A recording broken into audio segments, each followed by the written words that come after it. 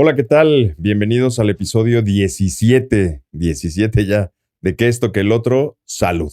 Yo soy el Doc, Eduardo Martínez, y estoy muy contento de poder comunicarme con ustedes. Y hoy, a diferencia del resto de los días, no voy a tener invitado o invitada en este episodio. Y el motivo es muy sencillo. Voy a dedicar este episodio a explicar muy bien este concepto de lo que estoy haciendo, a lo que me dedico, a lo que se dedica el trabajo de las empresas que estoy llevando, ¿no? Y, hombre, creo que voy a empezar por definir qué es lo que hacemos. El concepto de lo que estamos haciendo se llama administración de riesgos de salud. Y es un término muy técnico y voy a explicarlo de manera muy sencilla. Lo primero que quisiera explicar es qué es la administración de riesgos. Y por decirlo de alguna manera sencilla y simple, vamos a hablar de daños, que en los riesgos es lo más frecuente, o de crédito, que también es algo muy frecuente, ¿no? ¿Cuál es el riesgo en daños? Bueno, pues el riesgo en daños, si vives en la costa, es que haya un huracán o haya algunas lluvias torrenciales y que eso pueda afectar la estructura de tu casa, el funcionamiento de tu negocio, etcétera. Eh, Existe riesgo de robo, por ejemplo. Si vives en zonas sísmicas como la Ciudad de México, tienes riesgo de que haya un sismo o un incendio en todas las ciudades. Y entonces lo que se hace es que tomas medidas preventivas, es decir, tomas acciones como poner de estas cortinas anticiclónicas o mallas anticiclónicas, como sea que le digan, tener estructuras antirrobo cuando vives en zonas de alto índice delictivo, construcciones especiales, gatos hidráulicos para los edificios, para evitar que en un sismo se caiga un edificio. En el caso de incendios, construcción eh, con materiales específicos que sean poco flamables o que tengan muy buena resistencia. Además, ya sabes, la construcción, bueno, no tienes por qué saberlo, pero la construcción de los edificios a cierta distancia, etcétera. Todo eso es prevención de siniestros o prevención de riesgos. Y lo que haces es tomar precauciones. Y aquí voy a hacer un pequeño paréntesis para ir involucrando la historia de qué pasó conmigo, cómo llegué aquí a esta actividad.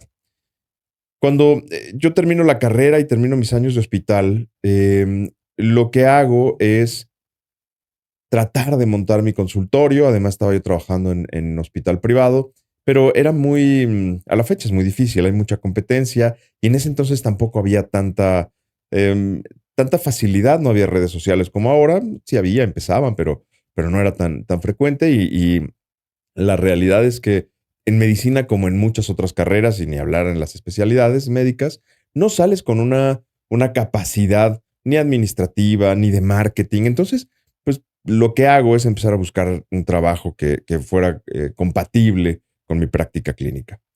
Y hay varios capítulos pequeñitos ahí, pero entro en resumidas cuentas a trabajar para un corporativo, ¿no? Em, y fue muy curioso.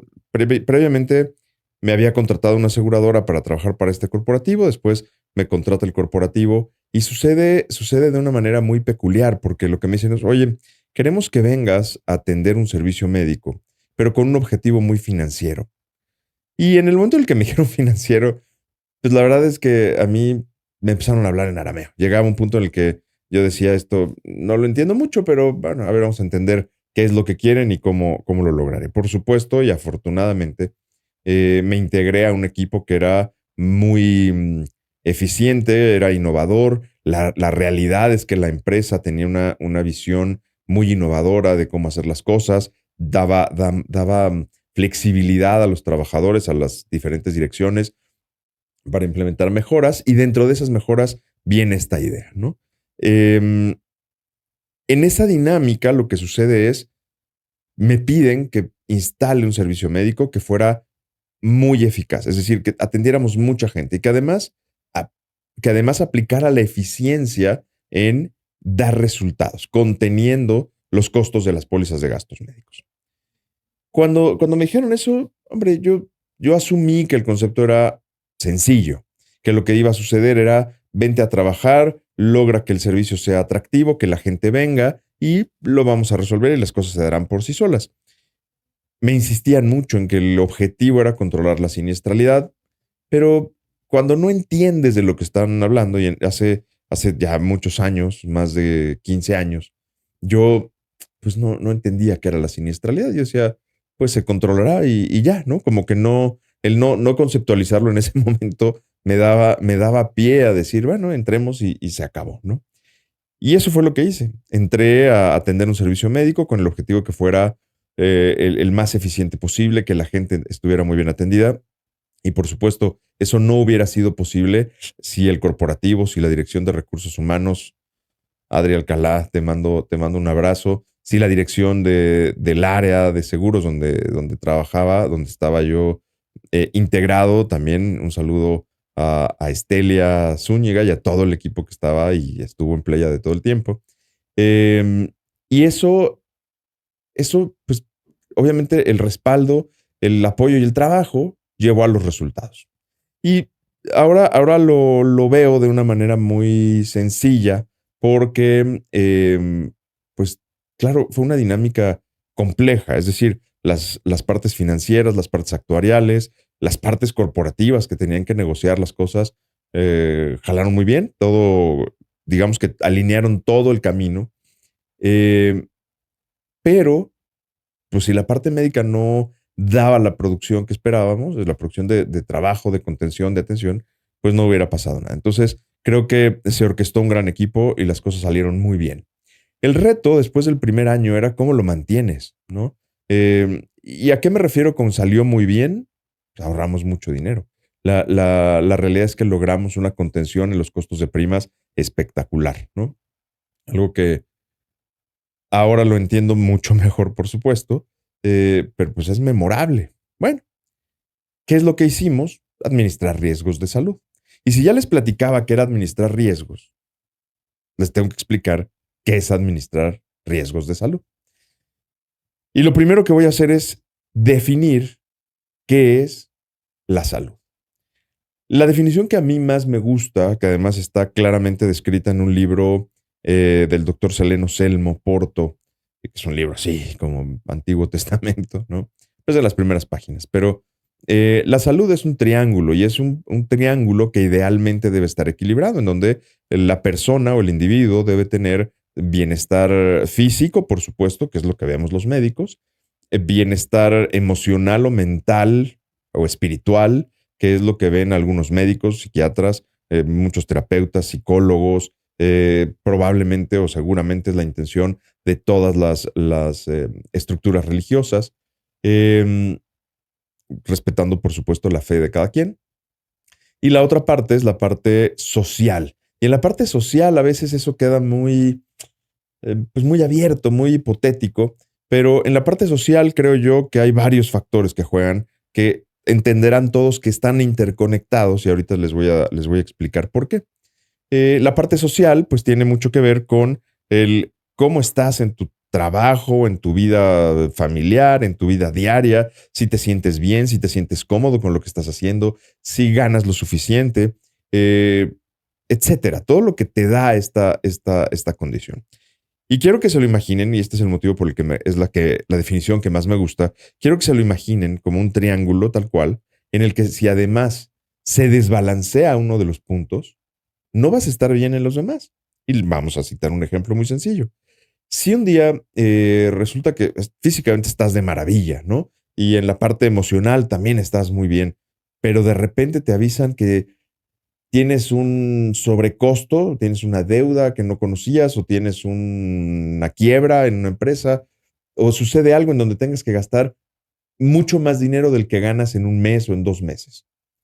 Ese nivel de estrés te va a causar que emocionalmente ya no estás bien, vas a estar de malas o vas a estar preocupado, preocupada y físicamente probablemente se te va a inflamar la panza, colitis o se te va a subir la presión, no lo sé. Hay diferentes entornos. Y es un ejemplo claro del cómo si se desbalancea en realidad el equilibrio del triángulo se pierde. Mismo caso, si se pierde la salud de un lado, pues tampoco vas a estar de buen humor. Para los que a veces, bueno, para los que no lo entiendan muy bien, les voy a recomendar el episodio 5, que es donde platicamos con la doctora Mayra Santiago, en donde pues platicábamos cómo el bienestar del estómago te pone de buenas y tiene motivos. Ahí secretas muchos neurotransmisores antidepresivos. Bueno, si un día te enfermas y pues, claramente no vas a estar de buenas, te sientes mal, no vas a estar anímicamente bien. Y si además eso representa que tengas que generar un gasto descomunal o un gasto simplemente no considerado, bueno, eso también te desbalancea, agudiza el que no estés de buenas y bueno, pues tienes que recuperar la salud, pero al mismo tiempo no estás bien, ¿no? La salud física. Bueno, eso es la salud la definición que más me gusta, ¿no? No es mi definición, pero es la definición que más me gusta. Y ahora, esto se los voy a contar con una anécdota, pero ¿qué es administrar riesgos de salud? Ya les platiqué que me tocó trabajar para un corporativo y a partir del 2014 me pidieron que que yo liderara el equipo que veía la parte de riesgos y seguros. Y me acuerdo que dentro de las primeras acciones, además de capacitarme y bueno, muchas cosas que fueron muy particulares, porque aquí quiero hacer un hincapié, sobre todo para los agentes de seguro que me escuchan. Em, yo tuve la oportunidad de ser agente de seguros y me gustó mucho ser agente de seguros, pero a diferencia de la inmensa mayoría de los agentes, yo no vendía, yo no tenía actividad comercial. Bueno, yo creía que no vendía, ¿no? Yo tenía que salir a hacer una venta interna, pero además el cliente era cautivo. O sea, digamos que el cliente me tenía que comprar a mí sí o sí. Entonces, hombre, salí a vender porque yo tenía que proponer cuáles eran las mejores coberturas o las mejores condiciones de póliza, no solo para gastos médicos, para los diferentes ramos. Para eso, por supuesto, estaba el equipo y todo el equipo de Playa Entrañable, pero eso era una venta. La gente hoy no entiende que aun que seas empleado, estás vendiendo todo el tiempo, pero ese es otro tema, ¿no? Entonces, me toca llevar la dirección y una de las primeras acciones, además de sacar mis cédulas de agente, que tenía en ese entonces era pues acudir a algunos foros de riesgos y algunos foros de seguros donde me hacían el favor de invitar, ¿no?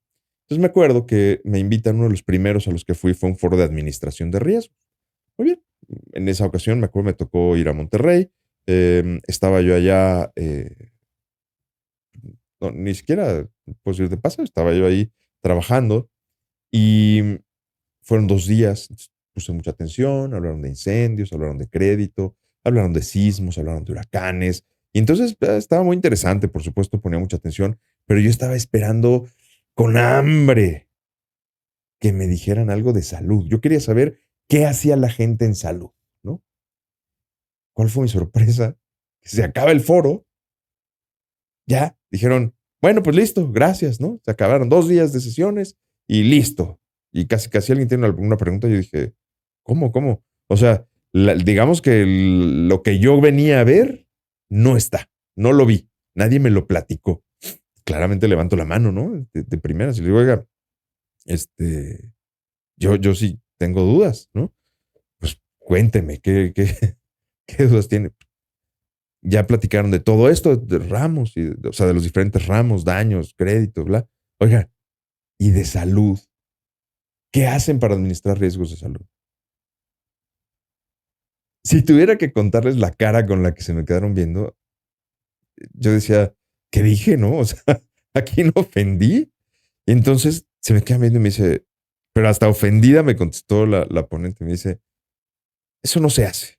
Dije, ah, caray, ¿por qué no se hace? ¿No? Como que no había entendido el no se hace. Y le dije, claramente le volví a preguntar, le dije, ¿cómo que no hace? Me dice, es que eso no se puede hacer. ¿Por qué? ¿No? Entonces me dice, bueno, es demasiado complejo. Y dije, bueno, alguien habrá, ¿no?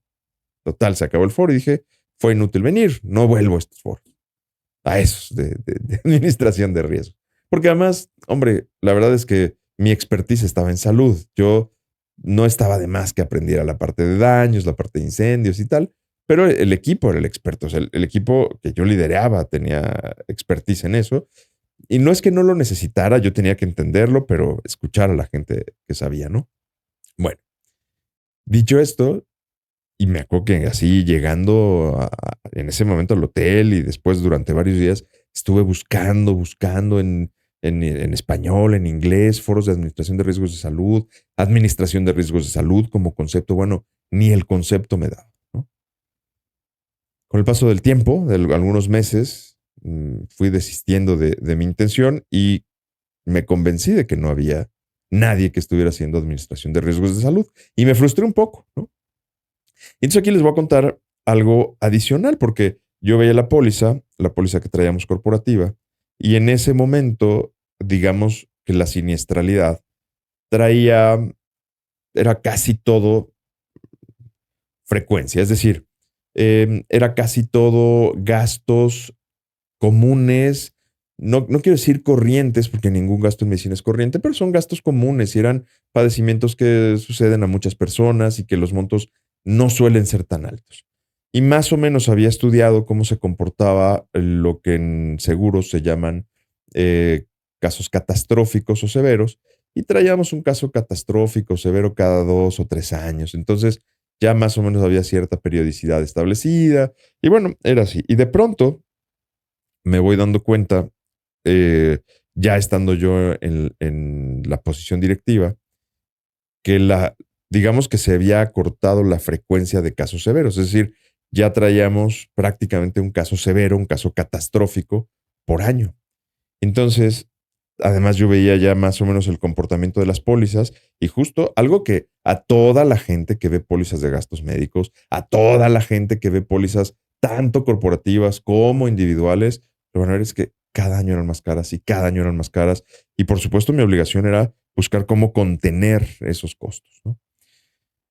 Eh, y entonces por ahí del 2015, me acuerdo muy bien, que me planteé un reto, ¿no? Y dije, oye, a ver, compadre, creo que si no resuelves este asunto del tema de la siniestralidad de gastos médicos en general, bueno, pues el problema va a ser mucho más grande a futuro, cosa que hoy, 9 años después, pues es mucho más grande que en aquel entonces, pero hoy me siento muy cómodo con lo que estoy haciendo porque aportamos esta parte de dar una gestión en donde buscamos una contención real de la siniestralidad, y ahorita se los platicaré más. Pero bueno, ¿qué sucede? Me pongo a estudiar y dije, oye, a ver, si tenemos dentro de los casos catastróficos un infarto agudo de miocardio, un infarto cerebral, cáncer de estómago, cáncer de hígado, y empiezo a ver una serie de padecimientos que si lo vemos en la ramificación médica, pues eran muy dispersos, ¿no?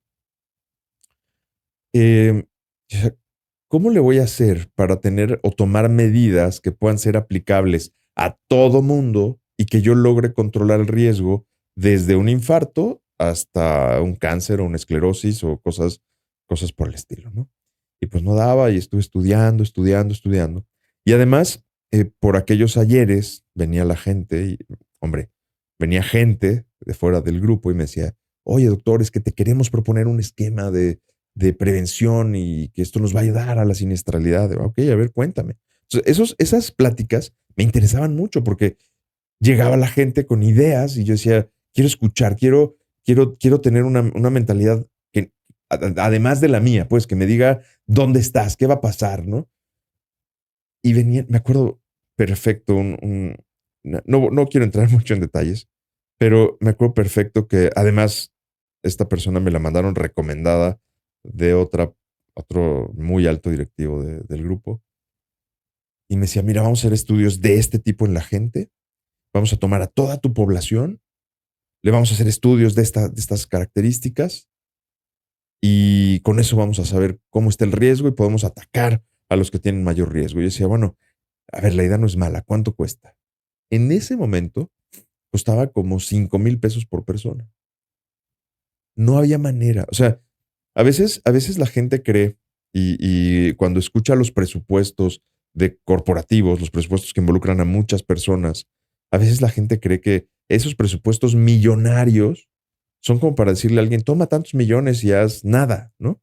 no nada, pero dame un servicio X por tantos millones y creen que el flujo es infinito. Un principio de la economía, esto se lo digo a todos los que no ubican esto que voy a decir, un principio de la economía indispensable es que los recursos son finitos. Tienes que aprovecharlos de la mejor manera posible. Bueno, eh, dicho esto, yo hacía cuentas y decía, no hay manera. O sea, sí, tenemos un presupuesto, que además sí era un buen presupuesto, pero tenía yo que partirlo entre miles de personas. Entonces, tenía que terminar por ser un presupuesto súper chiquitito por persona. Entonces decía yo, ¿cómo le voy a hacer para encontrar cómo sí controlar esto, cómo encontrarlo gastando lo menos posible? ¿No? Bueno, total, después de estudiar, llegué al punto mi racional fue, pues, back to the basics, ¿no?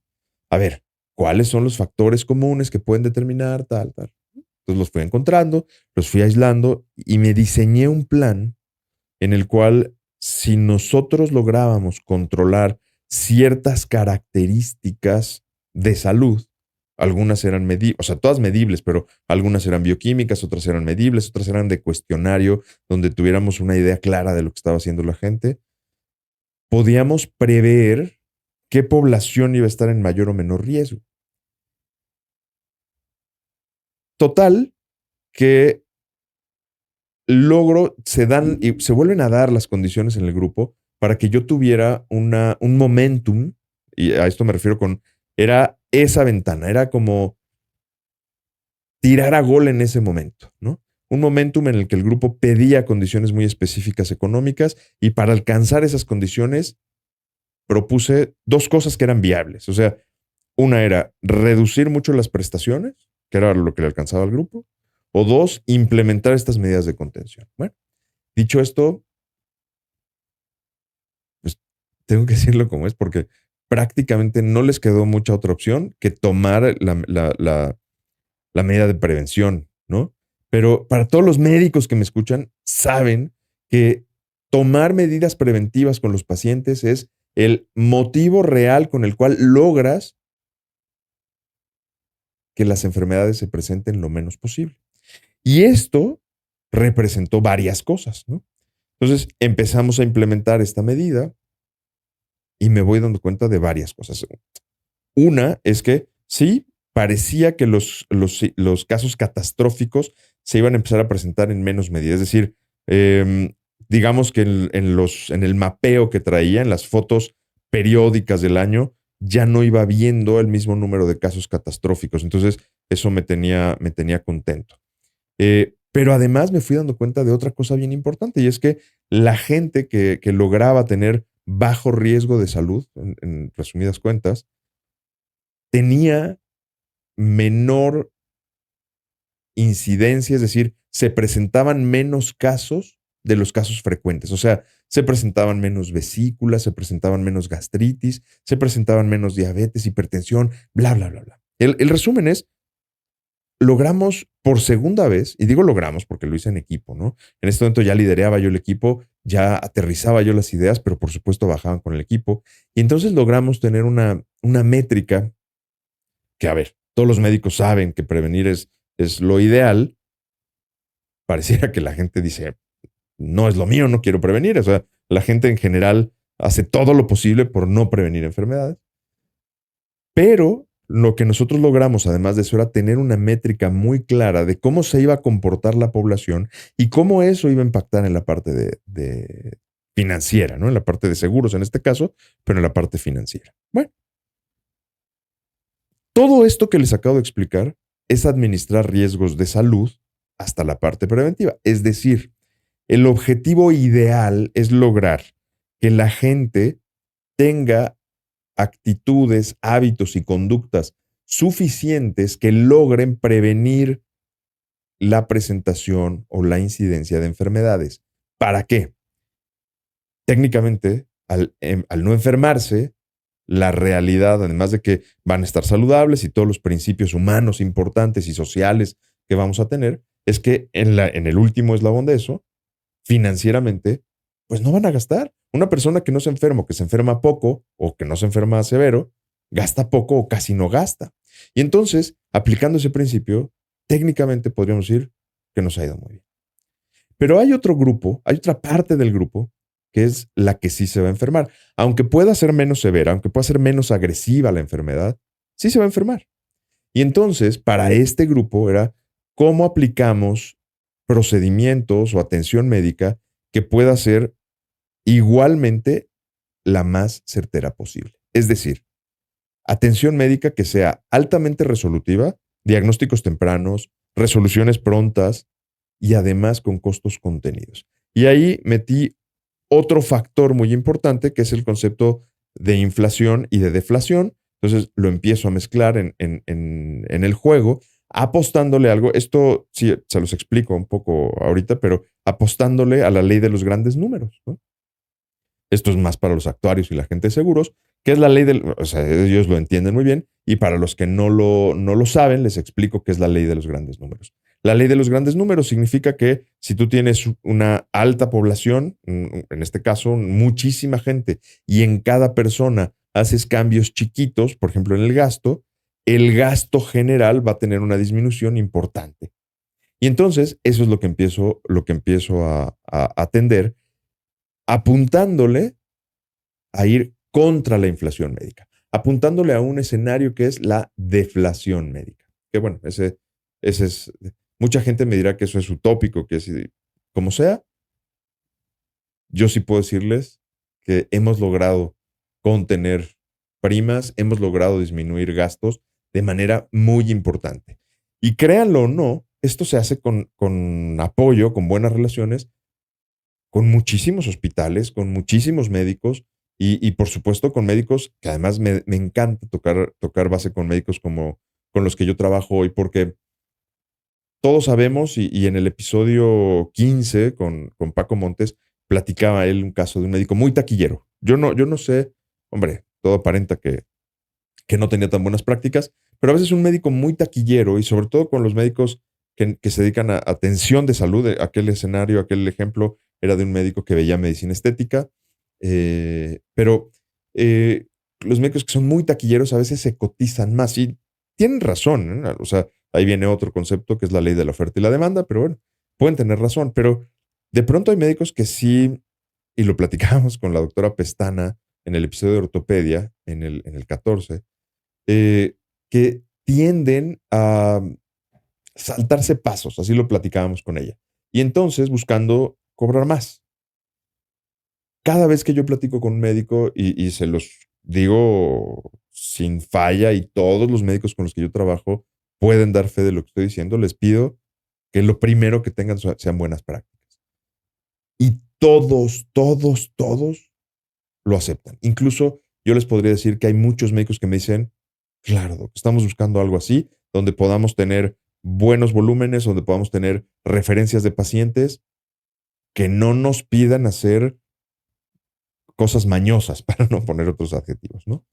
Y eso a mí me da mucho gusto porque te encuentras muchos médicos que lo hacen. Entonces, ya conjugamos la parte de prevenir con la parte de atender, buscando, uno, que la prevención nos dé menor incidencia, es decir, que se presenten menos casos, y por otro lado, que la atención médica nos ayude directamente a contener costos en los casos que necesitan atención.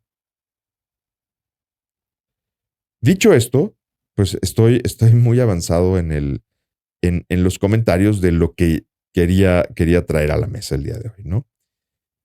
Hoy creo que es bien importante que identifiquemos que el sector médico privado en México, y se los tengo que contar de esta manera, ¿no? Fuera de la perspectiva de cualquier partido político o de cualquier gobierno, la situación de la salud pública en México es deficiente. Y es deficiente, aunque no lo crean, como en muchas otras partes del mundo. Y el problema, claro, cada población, cada país tendrá sus temas de administración que podrá la gente tener o no razón, podrán ser ciertos o no, no lo sé, no es un tema que yo vaya a analizar en mi podcast, ni que me sea para mí importante analizarlo en este momento. Pero la realidad es que Se los digo de primera mano, yo sé perfectamente que problemas como estos, como los que vive México, los tiene Estados Unidos a su nivel, pero los tiene Estados Unidos, los tiene Italia, los tiene España, los tiene Francia, y así como eso, probablemente Dinamarca, ¿no?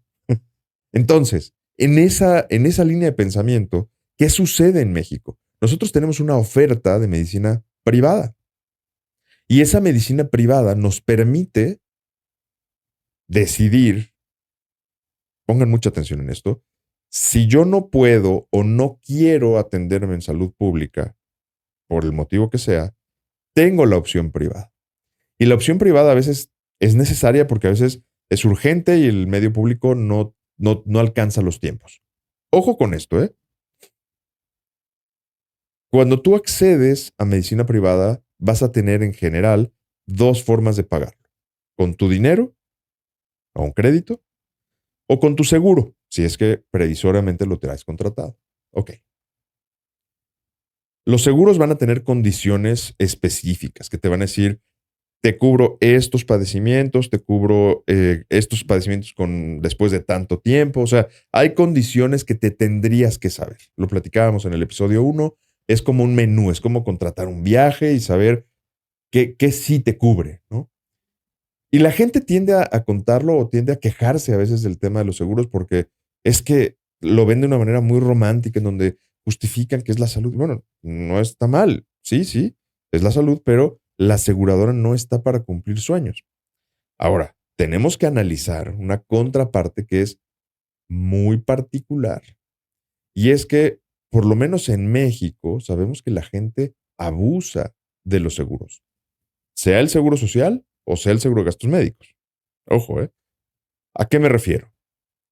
¿Cuántas veces tenemos gente que nunca pagó la prima de seguridad social porque no tenía seguro, porque era emprendedor, empresario, y no pagaba el seguro, por algún motivo, gente, y esos escenarios existen, y de pronto se enferman y se voltean con algún familiar o empresario, decirle, oye, dame seguro social, y bueno, pues a lo mejor pagan una prima chiquita para ya que entre a tener cobertura y a tener atención del padecimiento que necesita. Humanamente es muy bonito y está bien, o sea, hombre, está bien que se pueda ayudar a la gente y que pueda la gente tener atención, pero financieramente esa persona que pagó una prima de este tamañito una vez o dos mientras está enfermo o enferma y va y utiliza recursos de la institución, en este caso del Seguro Social, para atenderse, está impactando en las finanzas de toda la gente que estuvo haciendo su colecta, ¿no?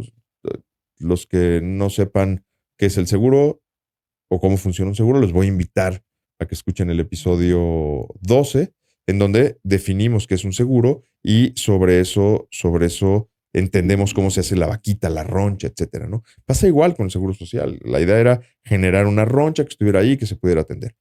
Han pasado dos cosas. Una, la gente abusa. Y con el seguro de gastos médicos, la gente lo intenta también. La otra, que es el problema general que le sucede a Estados Unidos, le sucede a Canadá, le sucede a todas partes, es que la salud, o más bien las enfermedades, se están volviendo cada vez más complejas. La gente se enferma cada vez más y cada vez peor. Y entonces requiere cada vez tratamientos más caros y más frecuentes. Entonces, la roncha que hicieron muchos gobiernos ya no alcanza. Los recursos que tienen los hospitales públicos en cualquier parte del mundo no alcanzan. ¿Ok? Bueno, no sé si eso esté bien o esté mal. Para eso no tengo una solución más que la prevención. Pero esto es un tema de cultura. La gente tendría que de verdad querer prevenir. Ok. Dicho esto, cuando tienes a la parte médica, y esto lo hemos escuchado hasta la infinidad en redes sociales, médicos argumentando que cómo es posible que una aseguradora no pague, porque si el paciente viene, si las guías oficiales y las guías internacionales dicen que la atención médica del paciente puede estar bien prescrita y la aseguradora puede tener razón en no darle cobertura. ¿Ok? Bueno, ¿qué sucede en ese punto? ¿Se acuerdan de la explicación que les daba de la salud al principio? Bueno, Pues en ese punto el paciente llega con por lo menos 2 de los 3 puntos del triángulo desbalanceados. Uno llega enfermo. Dos, llega sin saber cómo va a pagar esas cuentas o cómo va a atender una enfermedad. Y quiero que se imaginen el escenario emocional en el que ustedes se sentirían si no pudieran pagar una cuenta. El escenario va a ser enojo, va a ser frustración, va a ser tristeza, va a ser depresión. Por lo tanto, no vas a estar sano. Y ojo, aquí abro la puerta porque el tema de salud tiene mucho que ver con lo emocional y eso se ve o lo atienden los psiquiatras, lo atienden los psicólogos, lo atienden terapeutas y no está cubierto por los seguros. Los seguros ven exclusivamente salud física que además, ojo con esto, sea mesurable, que se pueda medir. ¿Ok? Claramente hay cuestionarios o guías con las que se diagnostica depresión, ansiedad y otros trastornos psiquiátricos, pero terminan por ser subjetivas las métricas. ¿Ok? Bueno, y además, si la persona no tiene cobertura, pues tiene que encontrar cómo pagarlo. Por eso, a ver, no es que lo justifique, pero por eso llega la gente queriendo entrar al seguro social o queriendo entrar a la aseguradora a que le rescaten, ¿no? Es comprensible porque la gente está atendiendo una necesidad básica, está buscando de la manera más primitiva posible la supervivencia y es normal y técnicamente también está bien. No quiero, mi objetivo no es analizar las cosas con miras de juicio, con miras de decir eso está bien o está mal. Claramente, si tu objetivo es sobrevivir, no tienes otra forma y no se te ocurre otra, bueno, pues te agarras de las opciones que tienes, ¿no? Ok. Con esto, ¿qué les quiero decir? No importa dónde estés, no importa quién seas, prevenir en términos de salud es clave, es indispensable. Prevenir te va a ayudar no solo a vivir más y mejor, te va a ayudar a vivir bien, ¿ok? Y esto representa muchas cosas. Si tomamos en cuenta el triángulo que les estaba diciendo de salud, ¿qué significa estar saludable? Bueno, pues que emocionalmente estés bien, que físicamente estés bien y que socialmente o económicamente estés estable o bien, ¿no? Y ojo, porque hay gente que a lo mejor no puede pagar una consulta, pero mientras no se enferme, puede no ganar mucho dinero y estar bien. ¿De qué depende? De tomar buenas decisiones, de comer bien, etcétera. Ok. Y aquí viene el punto crítico de lo que a mí no me gusta en ninguna gestión de ningún tipo. Cuando alguien te dice, oye, es que el problema es este. Ok. Y, ejemplo, vas a la consulta con el doctor y el doctor te dice, uy, tiene que bajar de peso. 70% de la población en nuestro país tiene que bajar de peso. 7 de cada 10 personas tienen que bajar de peso. Es más, hay tanto sobrepeso que la gente ya se ve normal, que incluso cuando, o sea, ellos a sí mismos se ven normales y que cuando le dices, oye, ¿tienes sobrepeso? Te dicen, ay, no, no creo, doctor. Pues no es que creas, aquí está la métrica, tienes sobrepeso.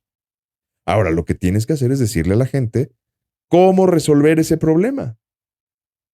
Eso es lo que estoy haciendo. Eso es a lo que me dedico, no a bajar de peso, por supuesto, sino a cómo resuelves un problema de siniestralidad, cómo resuelves un problema de prevención de salud, cómo resuelves un tema de tener que controlar gastos médicos o gastos relacionados con salud, que pueden ir desde la consulta, desde la pastilla más básica hasta la hospitalización más severa.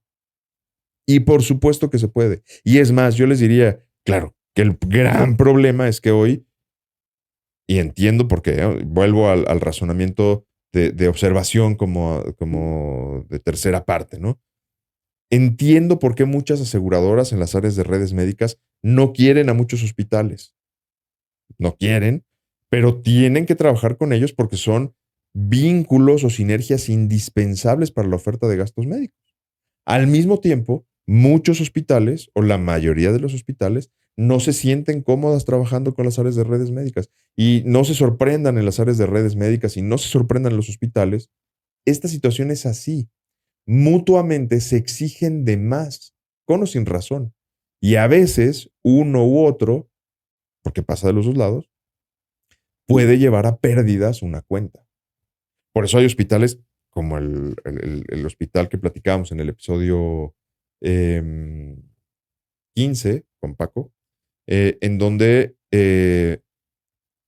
claramente ves hospitales que hacen un gran esfuerzo por tener un balance ideal y donde las aseguradoras estén cómodas, los pacientes estén cómodos y además sea negocio. Sí se puede, pero requiere mucha gestión. Entonces, toda esta parte donde además en el general, yo siempre les he dicho a los agentes que la relación más tóxica que yo conozco a nivel corporativo es justo la relación entre hospitales y áreas de redes médicas. Y no se imaginan todas las partes. Y es normal porque ha sido parte de la evolución. Y ojo, no es que uno esté bien y el otro no.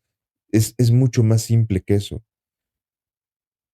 Todos los negocios dependen de personas y todos los negocios te van a decir, yo tengo algo que tú quieres y viceversa. Luego entonces tratan de ponerse de acuerdo, pero muchas veces eso no jala. Ojalá muy forzado, ojalá muy tenso. Y toda esa parte de cómo sí es lo que yo estoy haciendo.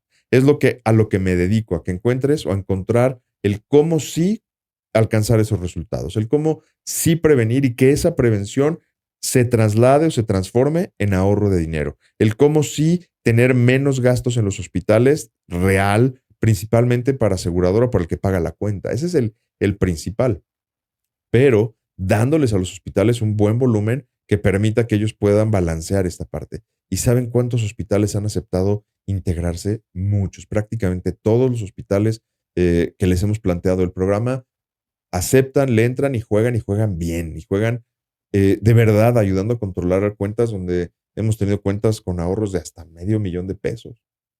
Entonces, la clave, y esto se lo agradezco a diferentes personas, pero especialmente a Estelia, ¿no? Que en algún momento ella lo que me decía era, a ver, doc, quiero que me ayudes a encontrar el cómo sí. Y entonces en ese encontrar el cómo sí, pero bien intencionado, por supuesto, vamos buscando cómo resolver el problema de la siniestralidad, esta burbuja tremenda de salud, porque si la gente viene y refrendo el comentario que hice en el episodio 12, donde justo lo que les decía es, yo creo que los actuarios no están considerando este tema de salud para los pronósticos de vida. La gente se está enfermando cada vez más y cada vez más severo. Por lo tanto, claro que pueden venir a decirme que el pronóstico de vida hoy es de 70 y tantos años. Y por supuesto que hay mucha gente que va a llegar a los 70 y tantos años. Pero conforme las generaciones más recientes vayan alcanzando esas edades, no van a llegar. Hoy en día tú conoces muchísimas más personas de entre 50 y 60 años, 65 años, que fallecieron por diferentes motivos, pero ojo con esto, ¿eh? Las principales causas de muerte que vas a encontrar en la gente son problemas del corazón y diferentes tipos de cáncer. Es de lo que la gente se muere en general. Y adivina cuántos de esos tienen que ver con hábitos. Técnicamente todos. Y hábitos desde cuidarte, desde hacerte un check-up, desde ir al doctor, hacerte estudios y que te los interpreten bien, obviamente hacer ejercicio, comer bien. Todos los hábitos, todo lo que tú haces, juega para tener esa dinámica y para los riesgos que vas construyendo hoy en día. Entonces, yo hoy lo que creo es que la mayor parte de la gente no va a llegar a esa dinámica si no hace cambios radicales. Pero además de no llegar a la estadística que estamos hablando de vida, va a generar un impacto en gastos muy severo, un impacto en gastos que le va a pegar a toda la gente que va haciendo su ronchita en los seguros, a las aseguradoras, a las reaseguradoras y a los corporativos y empresas que les quieren dar seguro a sus colaboradores. Entonces, ¿qué es lo que estoy haciendo? Estoy encontrando el cómo sí y estoy haciendo que las cosas pasen para que la gente se enferme menos y gaste menos y que cuando tenga que gastar, gaste controlado. ¿De acuerdo? Bueno, llegué al punto en el que técnicamente, siempre que doy una plática, les pregunto, si alguien tiene alguna duda, queja, comentario, chiste, chascarrillo o anécdota. Y eso, como no estamos en vivo, les voy a pedir que me lo platiquen en redes sociales. Síganme en las redes del Doc, en Instagram, en Facebook y en LinkedIn. También ya hay un TikTok por ahí del Doc, pero bueno, pues subimos los reels de ahí. La verdad es que confieso que no le entiendo tanto al TikTok, pero está ahí también ya la red. Búsquenla, por favor, síganla y háganme las preguntas que quieran hacer. Cualquier duda que tengan al respecto, por favor, con toda confianza, háganla. Confíen en sus agentes de seguros, confíen en sus médicos y traten de integrarlos a un punto equilibrado. No crean que siempre todo es que haya una parte que tenga razón y otra que no. Lo ideal es estar bien asegurado, pero sobre todo tener muy buena salud con base en el triángulo que les platiqué y darse seguimiento con sus médicos. ¿Sale? Bueno, dicho esto y fiel a los diferentes puntos que normalmente toco en el podcast, si yo fuera mi invitado me preguntaría qué libro, qué película y qué canción recomendaría. Y la canción es, yo creo que sin tener que pensarlo mucho, mi canción favorita, bueno, mi obra musical favorita es la obertura de Tannhäuser de Richard Wagner. Y les cuento esto, eh, en alguna época en la secundaria donde esto mi papá no lo sabía, o por lo menos no de mi parte, ¿no? En donde yo de pronto estás en esa etapa de desarrollo donde no sabes a dónde vas y no sabes qué haces. Y aparte me tocaba enfrentar algunos retos que solito la vida me fue poniendo. Circunstancial, secundario a haber sido un chavo medio travieso a veces. Este, mi papá me ponía la obertura de Tannhäuser y la verdad es que me gustaba mucho porque me gusta mucho. Me empieza calmada, calmada, calmada, suave, te va llevando y de repente ya termina con una pasión, con una energía que de verdad me fascina y cada vez que la escucho, por supuesto, me trae a la mente en papá, papá, te mando siempre, papá y mamá, por supuesto, siempre un beso, un abrazo, un saludo, todo mi agradecimiento para mis padres. Eh, y bueno, pues mi pieza musical es la obertura de Tannhäuser. Eh, el libro, yo creo que uno de los libros que más me ha gustado en mi vida y justo que me permite tener un pensamiento así como lo que planteo hoy en el podcast, que al mismo tiempo puede ser disperso, pero estamos tocando diferentes puntos y analizándolos todos con una óptica, tratando que sea lo más justa posible, es El poder del Tao, de Lou Marinoff. Es un libro de filosofía, en realidad, pero una filosofía muy aplicable, basada en el taoísmo, que es hombre, es una filosofía, ¿eh? Porque hay gente que lo cataloga como religión, no hay un dios de por medio en el taoísmo, eh, y pues, vaya, es este equilibrio entre las diferentes partes, entre la gente le gusta decirlo entre el bien y el mal, pero yo lo digo entre una perspectiva y otra, ¿no? No mucho más. Y de película, pues yo creo que hay varias películas que a mí sí me gusta mucho el cine y hay tres películas que me voy a permitir recomendarles hoy. Una de ellas es Oblivion, que para mí es una película, híjole, que me encanta, pero que además está basada de alguna manera en otro libro, que este libro sí es mucho más filosófico y bastante denso de leer, que se llama Así habló Zaratustra, pero es un libro que también te invita mucho a pensar perdón, una película que te invita mucho a pensar y que te hace estar atento todo el tiempo. Otra película que así también me hace explotar las ideas cada vez que la veo es la de Interestelar. Híjole, tiene una cantidad de datos científicos que se vuelven increíbles cuando estás viendo la película y piensas hombre, me fascina esa película. Y hay una película que especialmente me gustó, eh, que es la versión de Aladdin con Will Smith y les cuento por qué.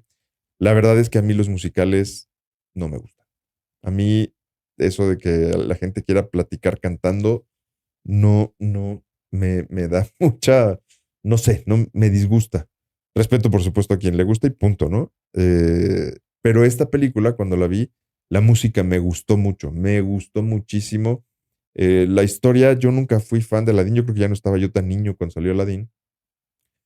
Entonces, no tengo grandes recuerdos de la película de caricaturas, pero la película esta de Will Smith a mí me pareció también fenomenal, me encantó. Pues bueno, dicho esto, les agradezco mucho, por favor, sigan el episodio, califíquenlo en las diferentes plataformas donde lo escuchen y les mando un abrazo. Que esto que el otro, salud.